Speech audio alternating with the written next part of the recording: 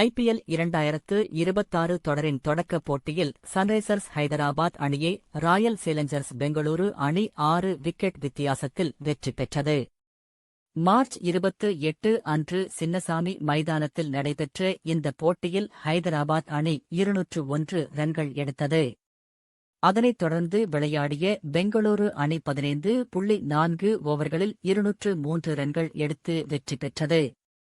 விராட் கோலி 38 பந்துகளில் 69 ரன்கள் எடுத்து ஆட்டமிழக்காமல் சிறப்பாக விளையாடினார். தமிழக வெற்றிக் கழகம் தனது 2026 சட்டமன்ற தேர்தலுக்கான வேட்பாளர் பட்டியலை மார்ச் 29 அன்று சென்னை நிகழ்ச்சியில் வெளியிட்டது. இதில் சினோரா அசோக் ஹார்பர் தொகுதியில் மற்றும் டி. செல்வம் சேப்பாக்கம் திருவல்லிக்கேணி தொகுதியில் போட்டியிட உள்ளனர். JCT பிரபாகர் 1000 லைட்ஸ் தொகுதியில் போட்டியிடுகிறார். மேலும் சென்னை பகுதிகளில் பல முக்கிய வேட்பாளர்கள் அறிவிக்கப்பட்டுள்ளனர். அனிகேத் வர்மா என்ற சன்ரைசர்ஸ் ஹைதராபாத் அணியின் இளம் பேட்ஸ்மேன் தனது திறமையால் கவனம் ஈர்த்துள்ளார். IPL 2025 தொடரில் 14 போட்டிகளில் 236 ரன்கள் எடுத்தார். டெல்லி கேபிட்டல்ஸ் அணிக்கு எதிராக 41 பந்துகளில் 74 ரன்கள் எடுத்தது குறிப்பிடத்தக்கது.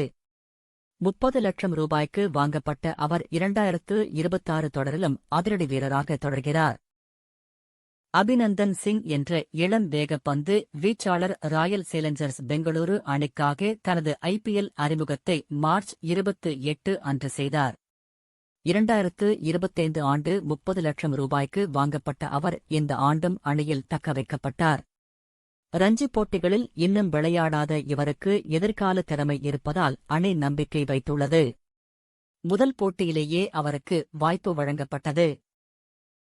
ஹர்ஷ் டுபே என்ற இடதுகை சுழற்பந்து வீச்சாளர் மற்றும் ஆல்ரவுண்டர் சன்ரைசர்ஸ் ஹைதராபாத் அணியில் இடம்பெற்றுள்ளார்.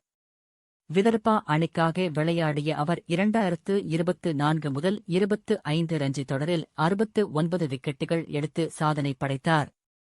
30 லட்சம் ரூபாய்க்கு வாங்கப்பட்ட அவர் சமீபத்திய ஹைதராபாத் மற்றும் பெங்களூரு போட்டியில் விளையாடினார். IPL 2025 தொடரில் அவர் தனது அறிமுகத்தை செய்திருந்தார்.